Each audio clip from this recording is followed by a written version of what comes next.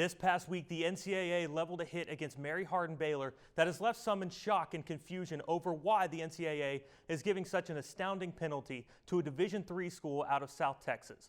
What came next didn't do much to quiet those that believe the NCAA is an old man's club that thrives off the backs of students' athletes' talents.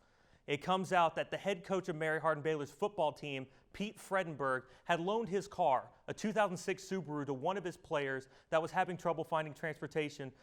The school self-imposed a violation that involved self-reported a violation that involved the car being loaned to another student athlete for less than 1 hour before the car broke down and was towed. These activities are classified by the NCAA as impermissible benefits. What the NCAA did next is why many find themselves up in arms over the ordeal.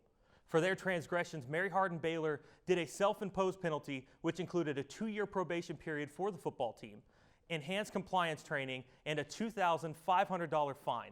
Head coach Pete Fredenberg received a suspension lasting 3 months without pay and 3 games.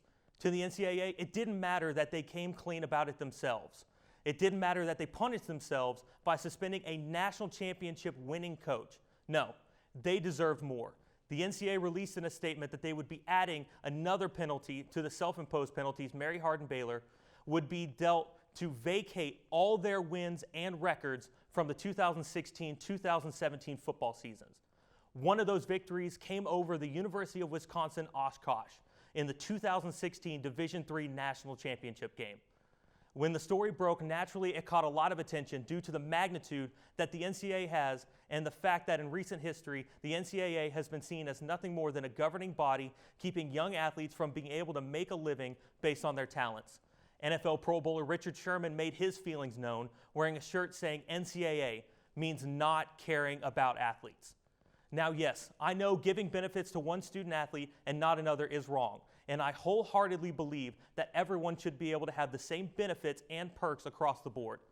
But stripping a national championship away from a team, a group of 70 young men that worked their butts off through spring training, summer workouts, and 2-a-days in the blistering Texas heat sounds like an overcompensation for an organization that brought in $1 billion in revenue over the 2016-2017 fiscal year.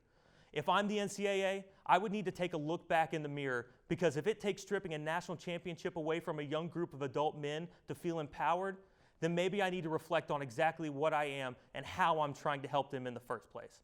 We'll be back right after this.